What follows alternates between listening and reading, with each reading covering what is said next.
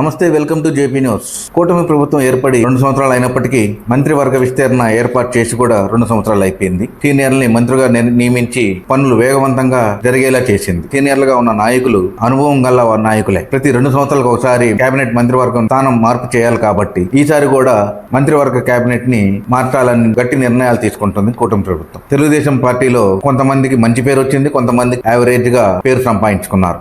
ఏ కాడికైనా సరే కేబినెట్ మంత్రివర్గ విస్తరణ మార్పు చేయాలి కాబట్టి ఈసారి గట్టిగానే ఏర్పాటు చేస్తుంది. దీనికి సంబంధించి లిస్ట్ కూడా ప్రిపేర్ అయ్యింది. ఆ ప్రిపేర్ అయిన వాళ్ళల్లో కూడా కొంతమంది పేర్లు ప్రవీణ్ తెలియజేశారు.